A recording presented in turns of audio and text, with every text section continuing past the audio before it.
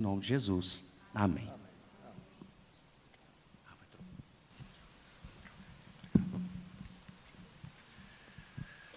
Deus está presente aqui neste lugar. Boa noite. Que alegria estar aqui com vocês nessa noite. Agradeço pastor Wesley pela oportunidade. Agradeço Licene e Thiago também que me trouxeram até aqui. Estou muito feliz, sou de São Paulo, como foi mencionado pelo pastor. Nasci na capital, morei a maior parte do tempo na capital. Atualmente moro em Engenheiro Coelho, interior de São Paulo, próximo a Campinas. E essa é a primeira vez que estou aqui nessa igreja. Fora eu e o morcego, tem alguém que está visitando aqui também, essa noite? Deixa eu ver a sua mão. Opa, estamos juntos aqui então. Eu, vocês e o morceguinho, ele vai acompanhar também, juntamente conosco. E eu penso que ele só vai embora, pastor, quando as luzes se apagarem e todo mundo for embora também. Mas ele não vai trazer realmente nenhuma dificuldade. Esse é o melhor lugar para nós iniciarmos uma semana. Viemos à casa do Senhor. E aqui estamos iniciando uma semana adorando, louvando Ele. E pode ter certeza que ao abrirmos a palavra também ouviremos a voz dEle. Eu quero convidar você neste momento, se você está com a sua Bíblia, a você abrir a sua Bíblia no livro de Gênesis, capítulo 1. E aqui vai ser o ponto de partida da nossa reflexão dessa noite. Gênesis, capítulo 1. Aqui nós temos o relato da criação. Do capítulo 1, verso 1 até o capítulo 2, verso 3. Nós temos o relato tão conhecido a cada dia. A partir do verso 4 do capítulo 2, a Bíblia parece que puxa assim um pouquinho de zoom e olha um pouco mais de perto um momento da criação, a criação do homem e da mulher. Existe muita riqueza nessa narrativa, muita riqueza. Você vai perceber que em cada dia da criação, Deus faz separação.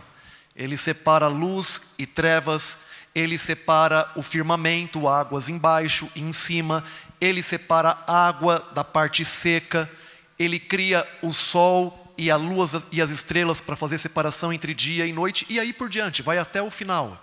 Até que no final, Ele separa um dia. Quando isso está evidenciado no texto, significa de que Deus determina a utilização e o uso de cada coisa que foi criada por Ele. Mas eu quero chamar a sua atenção para uma outra expressão que se repete constantemente no capítulo 1 de Gênesis, e você vai saber rapidamente qual é, você já leu esse texto em algum momento ou já ouviu, e vai ser importante nós destacarmos vários versos que fazem essa repetição na introdução, no início dessa mensagem. Verso 3 diz assim, verso 3 e 4. Disse Deus, haja luz, e houve luz. E viu Deus que a luz era boa. Verso 10. A porção seca chamou Deus terra, e o ajuntamento das águas mares, e viu Deus que isso era bom.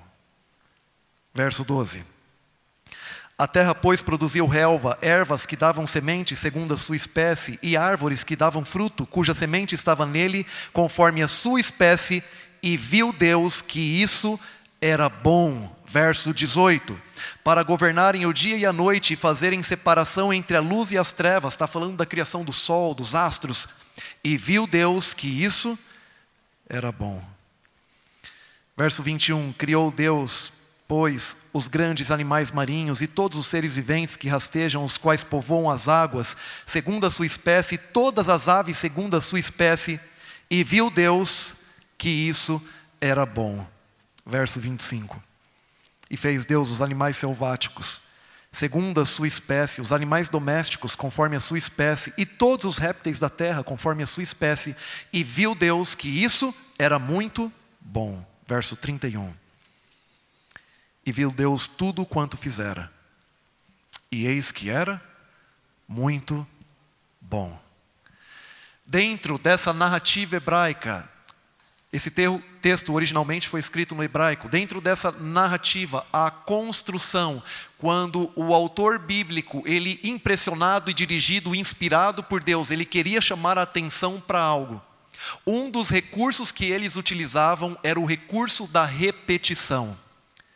E uma expressão que é repetida constantemente em todo o relato da criação é: e viu Deus que era bom, e viu Deus que era boa, e viu Deus que era muito bom. O que o autor ele está querendo enfatizar nesse momento? Quem determina aquilo que é bom é Deus. Quem determina aquilo que é bom é Deus, o Criador. Isso não está por acaso aqui, amigos, na Bíblia. Porque quando nós chegamos no relato da queda, do lapso, a entrada do pecado nesse mundo, quando Deus criou esse mundo, ele não é como nós o temos hoje, onde há violência, onde há doença, onde há medo, onde há tristeza, onde há vazio.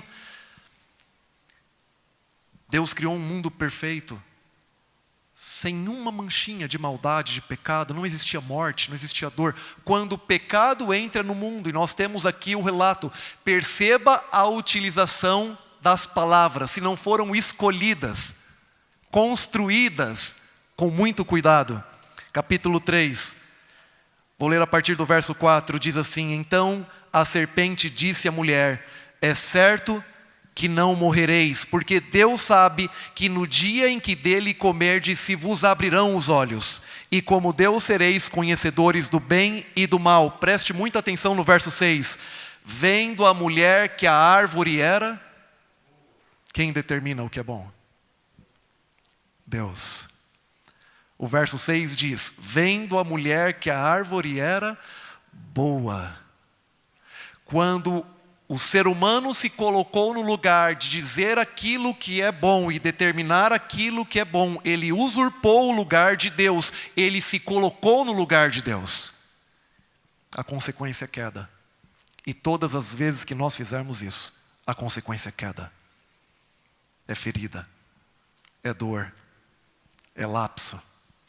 O ser humano quis determinar aquilo que era bom.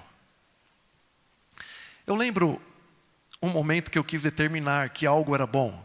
E certamente todos nós já tomamos algumas escolhas e nos arrependemos. Assim somos nós, seres humanos. Quando eu tinha por volta de 14, 15 anos, eu aprendi a dirigir. Eu sempre gostei muito de dirigir. Minha mãe tinha um Escortezinho bege. Eu pedia para minha mãe para lavar o carro dela só para poder tirar o carro da garagem. Dava uma voltinha no quarteirão. Voltava. Quando eu fiz 17, 18 anos, eu comecei a trabalhar como estagiário na Caixa Econômica, Tiago, Federal, como estagiário. Ganhava muito pouquinho.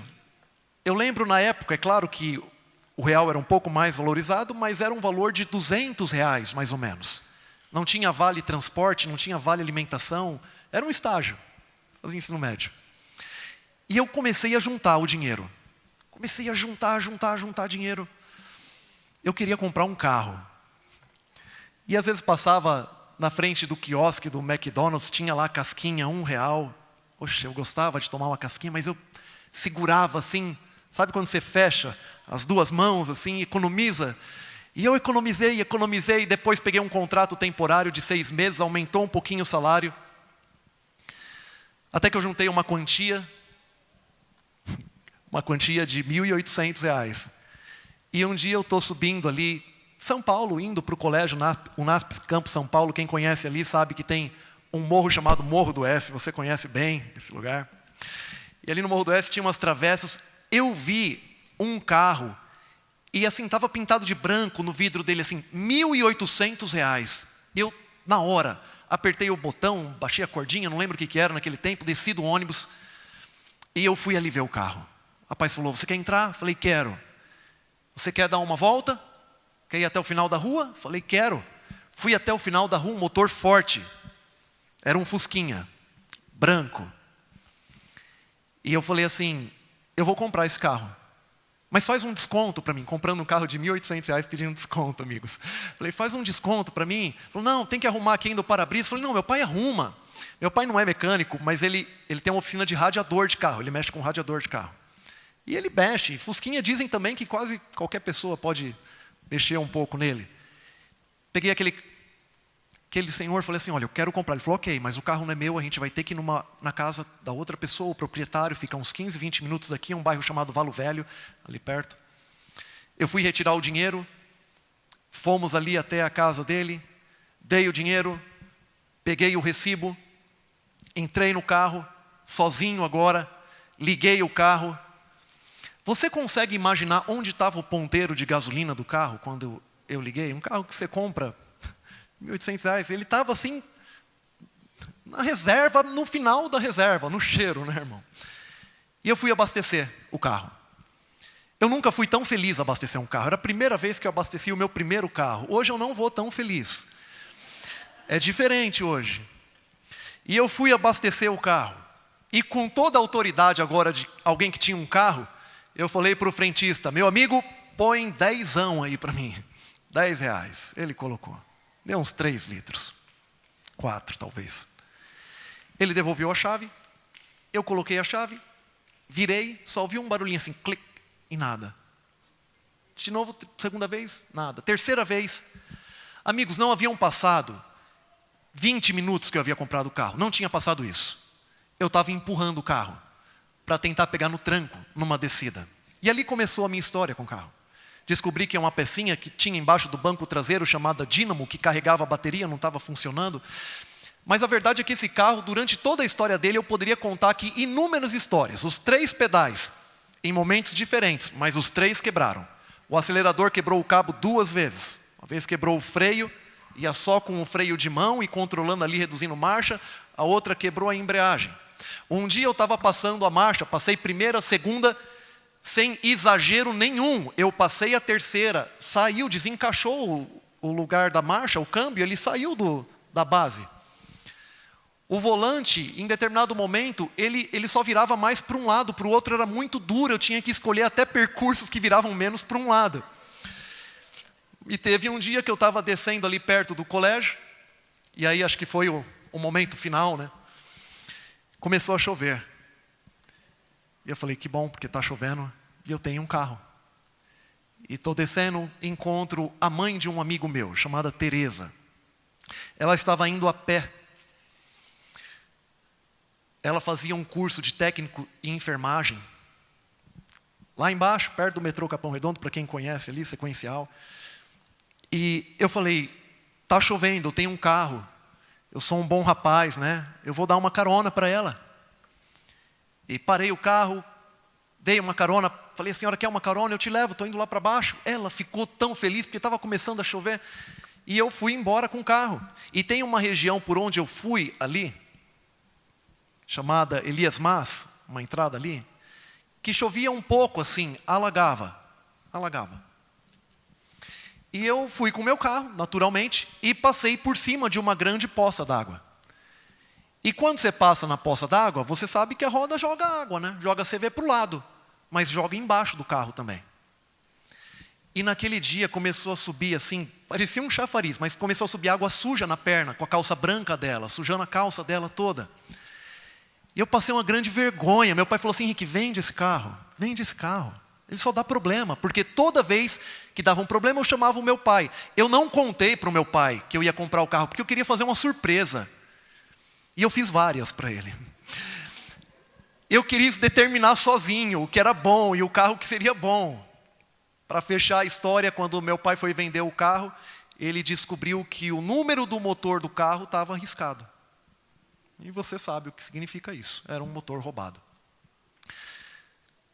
Quantas consequências? Uma decisão, um momento que eu quis determinar sozinho aquilo que era bom. Eva quis determinar sozinha aquilo que era bom. Adão participou e por causa disso, eles tiveram consequências terríveis. O pecado entrou nesse mundo e nunca mais eles poderiam escolher entre ter um mundo sem morte, tristeza e dor ou não. Eles perderam.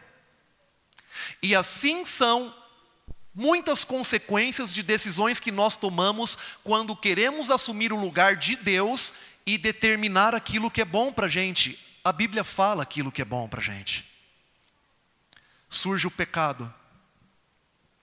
E juntamente com o pecado, uma das piores consequências do pecado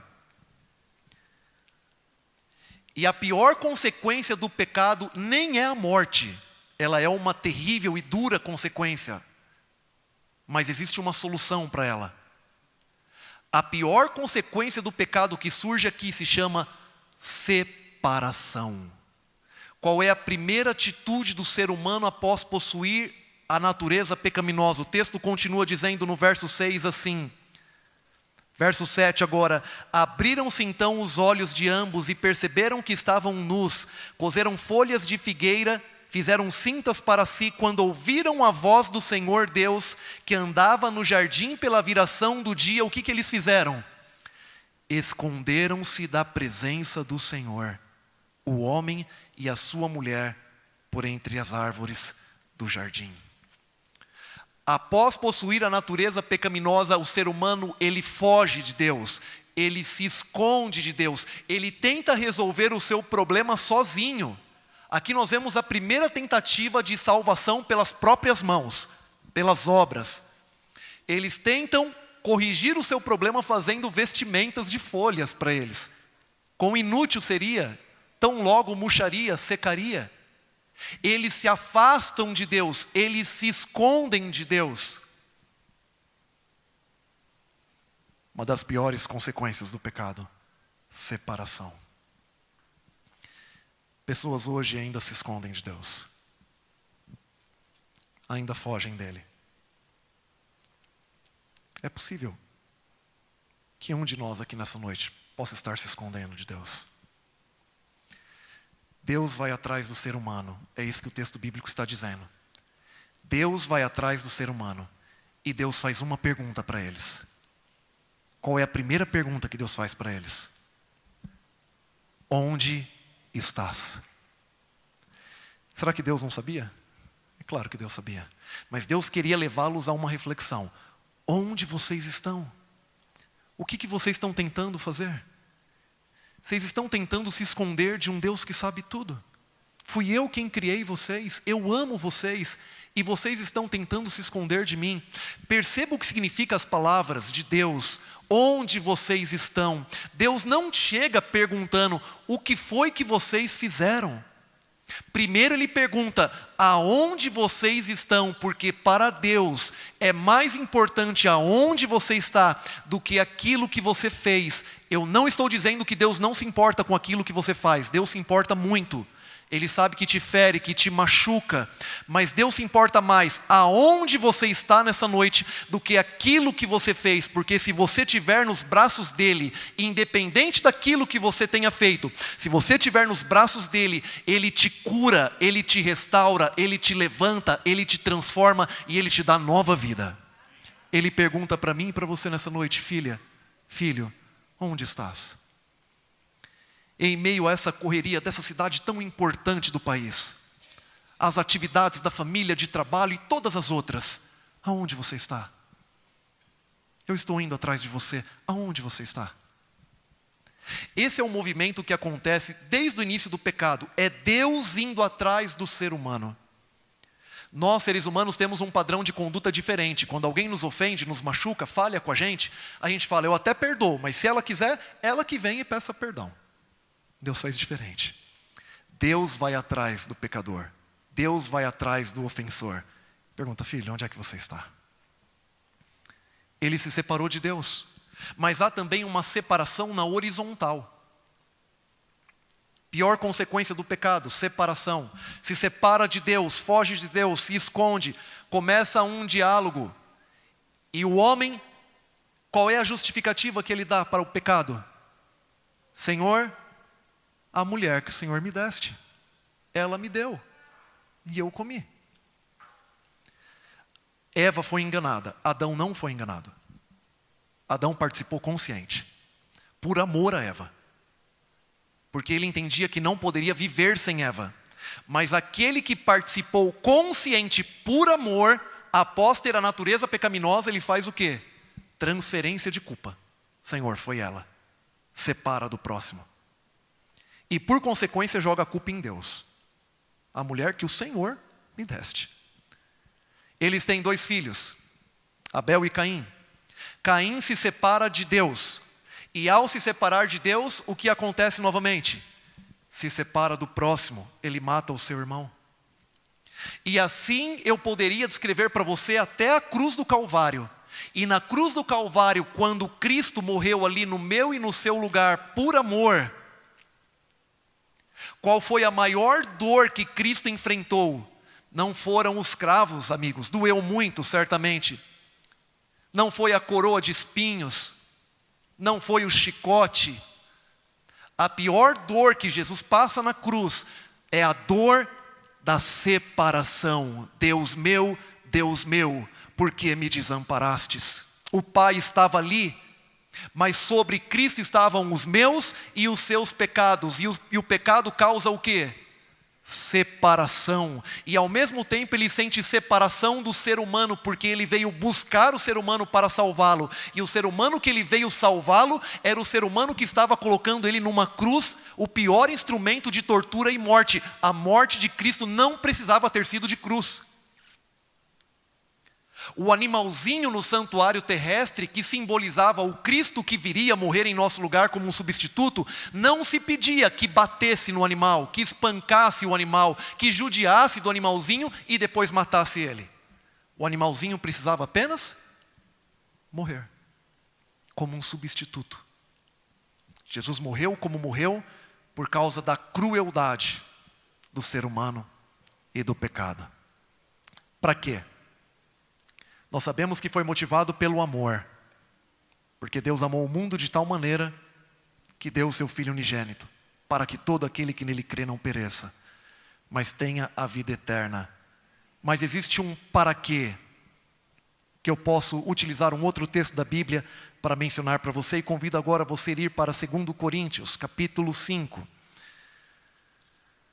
E aqui nós vamos ver um texto onde o apóstolo Paulo fala para quê?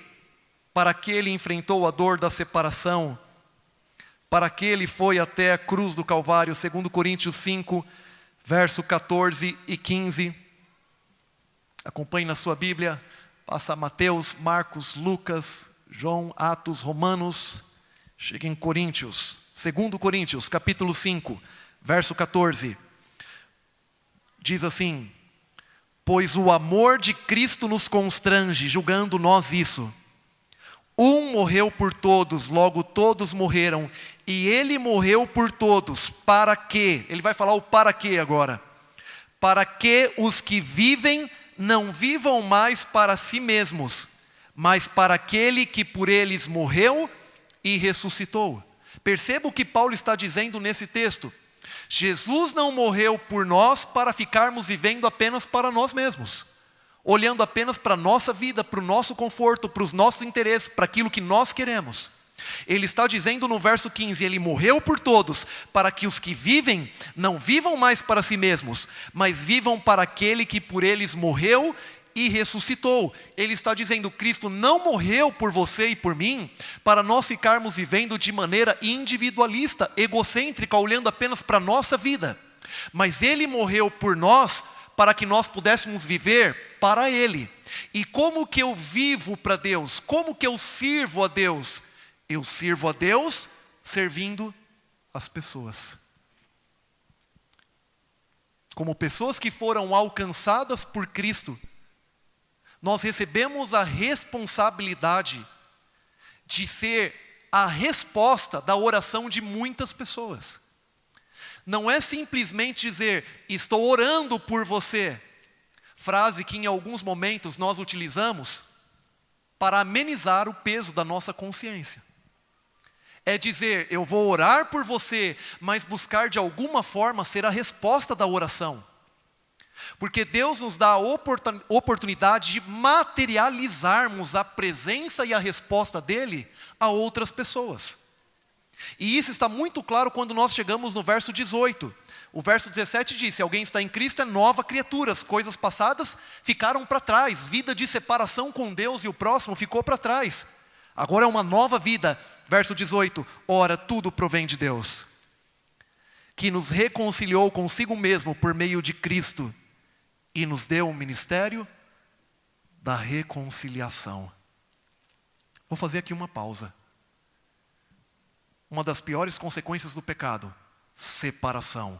em Cristo a reconciliação com Deus, e Ele também nos dá um ministério da reconciliação. Verso 19, a saber que Deus estava em Cristo reconciliando consigo o mundo, não imputando aos homens as suas transgressões, e nos confiou palavra de reconciliação, de sorte que somos embaixadores em nome de Cristo, como se Deus exortasse por nosso intermédio. Em nome de Cristo, pois, rogamos que vos reconcilieis com Deus. Ele nos reconcilia, e quando somos reconciliados por Cristo, recebemos um ministério, que é um ministério de reconciliar outras pessoas com o Senhor. Nessa noite aqui, ainda temos muitos lugares. E eles não estão vazios porque pessoas não precisam estar aqui. Eles estão vazios simplesmente porque algumas pessoas pensam que não precisam ou sequer sabem que podem estar aqui. Que existe algo para elas aqui que vai ser importante para elas. Ele diz que somos embaixadores. O que é um embaixador? Um representante. Nós temos embaixadores de instituições, de ONGs, de países. Temos uma embaixada aqui, norte-americana. E quando você entra na embaixada norte-americana, num consulado, lá existe um embaixador, um representante dos Estados Unidos da América. E a partir do momento que você entra, ali é terra americana dentro do Brasil, são as regras deles. O que significa ser um embaixador de Deus? Significa que aonde eu e você estivermos, as pessoas ao nosso redor devem perceber que ali é um espaço do rei do universo, porque tem um embaixador ali, uma embaixadora, que representa o seu reino, que está fundamentado no amor. João 13:35, nisso conhecerão que sois meus discípulos, se tiverem amor. Porque aquele que não ama, não conhece a Deus. Porque Deus é amor. 1 João 4:8. Alguns até lembram de uma música. E eu convido você para nós irmos para os últimos versos nessa primeira carta de João. 1 João 4:8, acabei de citar, lá no finalzinho da Bíblia. Agora 1 João, mesmo capítulo 4, verso 12, olha o que diz. Ninguém jamais viu a Deus. Se amarmos uns aos outros, Deus permanece em nós e o seu amor é em nós aperfeiçoado. Quando Deus permanece em nossa vida e o amor de Deus é aperfeiçoado em nós? Quando nós amamos os outros. Você quer que o amor de Deus se aperfeiçoe na sua vida? Você quer que a presença de Deus permaneça na sua vida? Ele está dizendo, é amando os outros, porque você foi reconciliado com Cristo e recebeu o ministério da reconciliação. O verso 20 diz, se alguém disser, amo a Deus e odiar ao seu irmão, é mentiroso, pois aquele que não ama seu irmão a quem vê, não pode amar a Deus a quem não vê. Ora, temos da parte dele este mandamento, que aquele que ama a Deus, ame também o seu irmão. Porque este é o principal fundamento do reino de Deus. Um dia, este mundo, ele operava com base nesse princípio. O ser humano quis se colocar no lugar de Deus e determinar aquilo que era bom. Houve queda, houve lapso. E eu sei que independente da condição que cada um de nós estamos aqui nesse momento, nós ainda vivemos num mundo de pecado onde a conta não fecha para ninguém. Onde ninguém está completamente satisfeito ou feliz. Onde ninguém tem todo mundo que ama ao seu redor, porque é um mundo que tem perdas, tem sofrimento, tem dor. Dores que o dinheiro não é suficiente para resolver. Que a influência, a boa casa, o carro, o trabalho, não suprem a falta ou a ausência. Mas Deus nos fala através da sua palavra que Cristo veio a esse mundo para nos reconciliarmos novamente com Deus. E a partir de nós como embaixadores e embaixadoras, pudéssemos permitir às pessoas que estão ao nosso redor viver um reino diferente no espaço onde nós nos encontramos, porque vem amor nos nossos olhos, nas nossas atitudes, nas nossas decisões, nas nossas palavras. Amigos, há algum tempo atrás eu fiquei pensando, há alguns bons anos, o que era o mais importante da vida.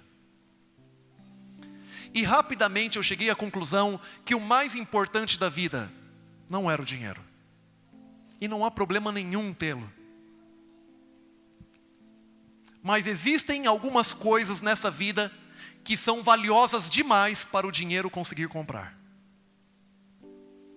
A gente perde, a gente ganha. Essa aliança de ouro, que está no meu dedo, um dia, esse ouro já esteve na mão de uma outra pessoa.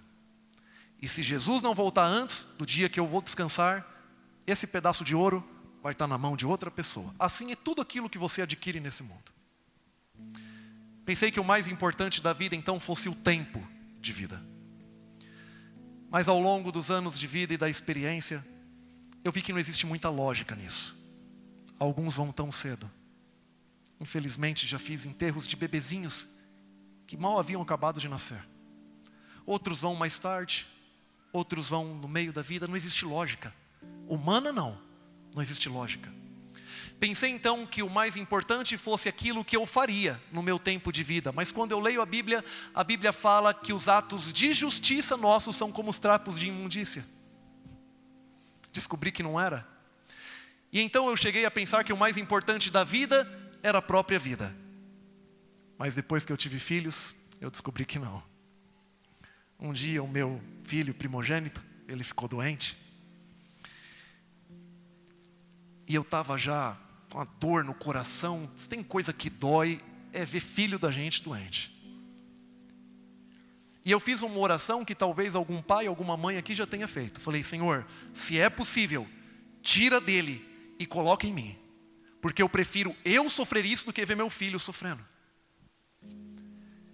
Eu dou a vida se necessário. Eu me jogo na frente. Se precisar abrir o peito e tirar algo de mim para que ele viva e tenha, eu abro. Eu dou a vida por ele, pela minha filha, pela minha esposa. E aí eu comecei a entender, por mais paradoxal que seja, que o mais importante da vida não é a própria vida, porque eu estou disposto a entregá-la. O mais importante da vida é aquilo que, se necessário, me faz entregar a vida. E isso nós resumimos em uma palavra: amor. É por amor que eu me jogo na frente. É por amor que eu me abro, se necessário, para dar a vida a eles. É por amor que eu quero pregar esse evangelho até o último suspiro da minha vida. É por amor que eu quero pautar todas as minhas ações e decisões. É por amor que eu gostaria de ver em breve essa igreja aqui cheia de gente, porque sente que aqui existe um amor que elas não encontram em lugar nenhum desse mundo. É por amor que nós viveremos nessa terra como embaixadores de Cristo e viveremos por toda a eternidade, porque Deus é amor.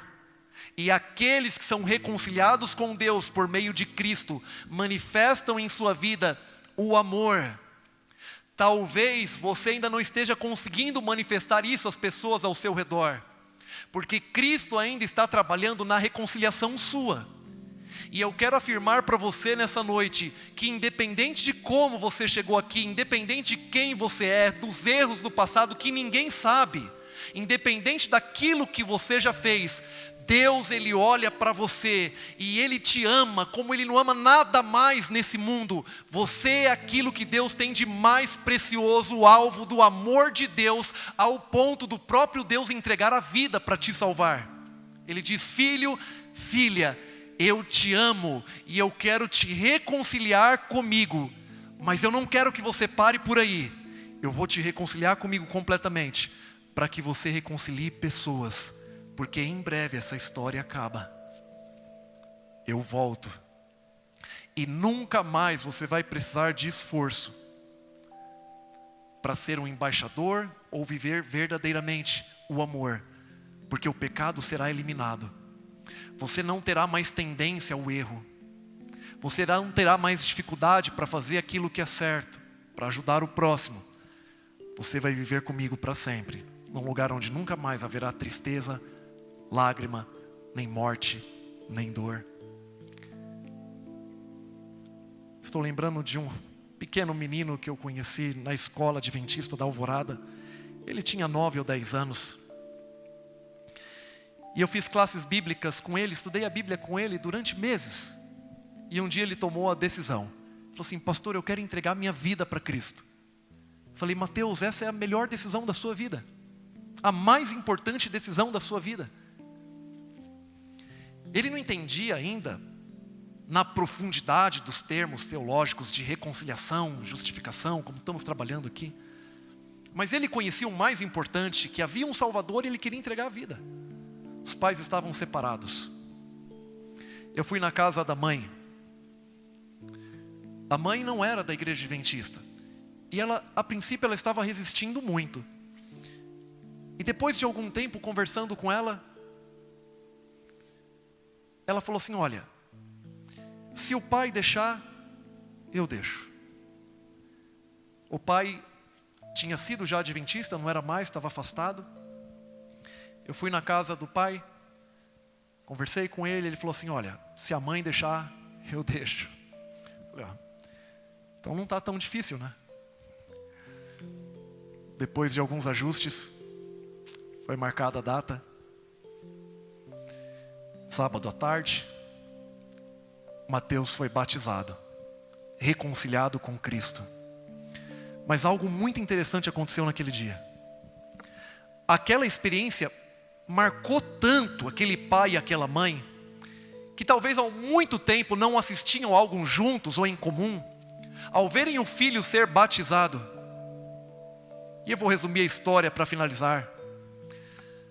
Aquela mãe começou a estudar a Bíblia, aquele pai voltou a estudar a Bíblia, eles reataram o casamento e o pai e a mãe foram batizados e entregaram a vida para Cristo. A decisão de uma criança de 10 anos, que se reconciliou com Cristo. Queridos amigos, se nós estivermos reconciliados com Cristo, nós perdemos o controle daquilo que Deus pode fazer através da nossa vida.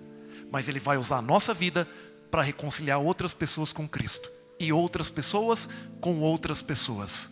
Porque esse é o ministério que Deus dá a cada um daqueles que foram salvos e reconciliados no precioso nome de Jesus. Em breve, viveremos num novo céu, numa nova terra. E se você deseja até esse dia estar reconciliado com Cristo Jesus, se você deseja até esse dia ser um embaixador desse reino de amor, eu quero convidar você a uma oração nessa noite. Nós vamos ter uma música nesse momento, o Ministério de Louvor já está aqui. E enquanto nós cantamos essa música, eu vou convidar mais uma vez, assim como o pastor fez, para você se aproximar aqui à frente, para nós terminarmos com uma oração. Não teria como falar de reconciliação orando de longe. E se você deseja, e se você entendeu de alguma maneira que Deus falou contigo nessa noite, e você deseja: Senhor, eu quero estar reconciliado completamente contigo. Senhor, eu quero que o Senhor determine aquilo que é bom para mim. Senhor, eu quero ser um embaixador e mostrar esse amor aos outros.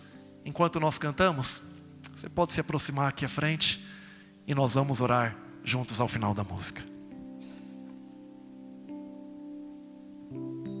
Sempre ouvi que existe um céu,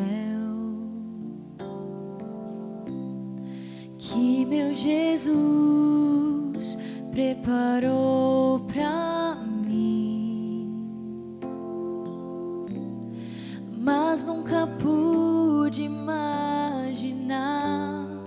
o que estava a me esperar neste meu novo e lindo lar.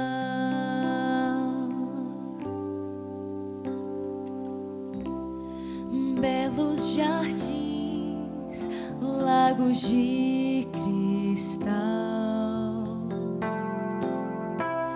lindas mansões, vida eternal, flores que nunca murcharão, não há mais sombra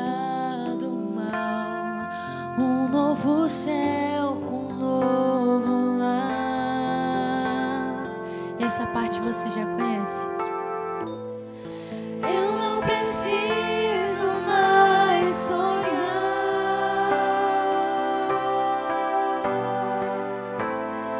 Posso abraçar o meu Jesus.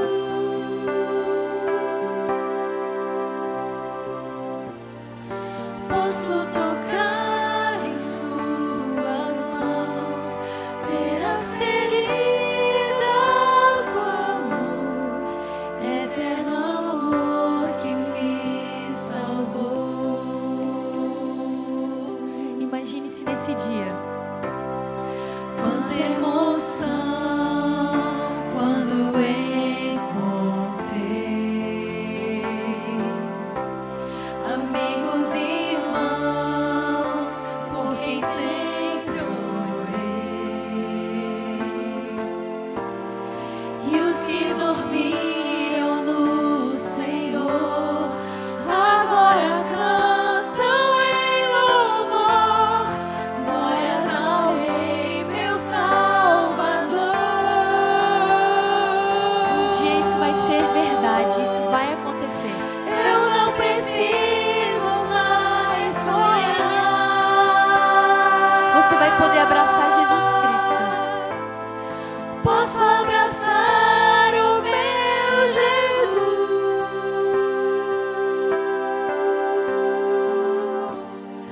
Posso tocar em suas mãos, ver as feridas do amor, eterno amor que me salvou.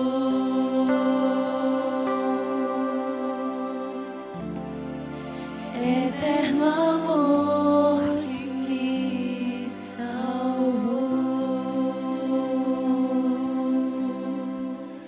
Talvez alguém aqui já tenha sonhado em ter alguém que morresse de amor por você. Você tem. O nome dele é Cristo Jesus. O amor salva. Porque Deus amou o mundo de tal maneira. Ele deu o seu Filho, para que todo aquele que nele crê não pereça, mas tenha a vida eterna, num novo céu, numa nova terra, onde o amor reinará para sempre. É esse lugar que Deus tem preparado para você. Não deixe nada nesse mundo te distrair de se preparar para este lugar. Nada pode ser mais valioso do que viver na presença de Cristo, ser reconciliado com Ele e em breve viver com Ele a eternidade. É esse o lugar que Deus tem preparado para você. Todas as outras demais situações vão ser reorganizadas nesse dia. Não mais sofrimento, não mais dor, vida plena em amor para sempre. Louvado seja Deus pela sua decisão, pela sua vida. Quero orar contigo nesse momento. Pai querido, Deus santo, infinito em graça, em misericórdia, em amor. Nós não conseguimos descrever, Pai, a profundidade, a dimensão, a largura do amor que o Senhor tem por nós, mesmo nós sendo ainda pecadores. Pedimos nesse momento perdão por todas as vezes que falhamos, fugimos do Senhor, de alguma maneira quisermos determinar aquilo que era bom, nos ferimos, nos machucamos. Mas nessa noite estamos aqui mais uma vez em pé, entregando a nossa vida ao Senhor, dizendo que queremos ser completamente reconciliados em Cristo Jesus.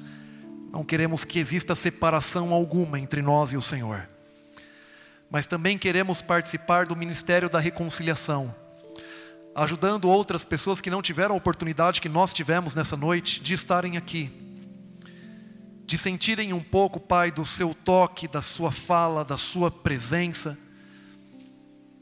Pedimos que o Senhor nos dê, Pai, a oportunidade de encontrar pessoas que situações surjam, possamos convidá-las a estarem aqui conosco, e quando essas oportunidades surgirem, nos dê sensibilidade para entender e coragem, apenas para estender um convite e convidar pessoas para aprenderem também de um Cristo Jesus que ama e pode dar verdadeiramente vida para qualquer ser humano.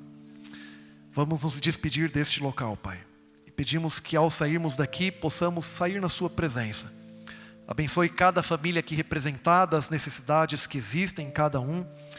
Que possamos sair cheios da sua presença para uma nova semana. E aonde nós estivermos nessa semana, que ali se encontre um embaixador do seu reino. E as pessoas percebam que ao nosso redor existe um ambiente, uma atmosfera diferente. É o amor do Senhor em nós. Seja conosco, nos abençoe, nos dê uma boa noite. Pedimos em nome de Cristo Jesus. Amém, Senhor. Amém. Que Deus abençoe todos vocês, uma boa noite, que a paz e a graça de Cristo seja contigo.